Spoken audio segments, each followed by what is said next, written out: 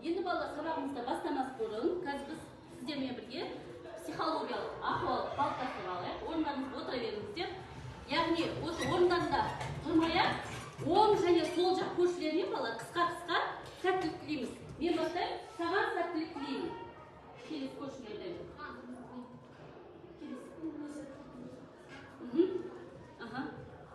Келесі.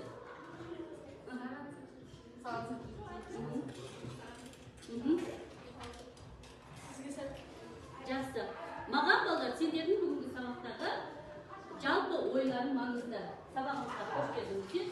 Енді балалар, қазір орнымыздан тұрайық, иә?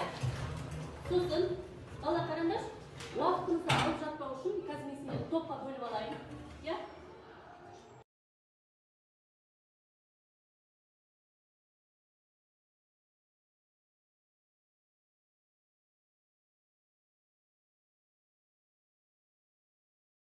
Ары қарай кеттік. Енді балалар, үй тапсырмасы бойынша мерген ойын ойнаймыз. Иә? Енді қараңдар, қазір былай істейміз балалар. Әрқайсыларының үй тапсырмасын сұраған уақытта мерген ойын ойнаймыз ғой, иә? Ойын бойынша бірден қай жақ үй тапсырмасына жауап береді, асық беріп отырамын. Асықтарды сабақтың соңында санайсыңдар. Жақсы? Кеттік ал. Сосын кезек-кезек екі қатардан шыға келіңдер, иә? Нұрбек, сен бері қарай кел. Қазір сен мына жерде жебені атасың. Бері қарай кел. Кел. Сұрақты жақсылап тұрып оқып ал, иә? Қате, иә? Ал дұрыс жауапты. Қате, кете беріңіздер, екінші жауап. Қарап отыра бер. Сендегі не жоқ, иә?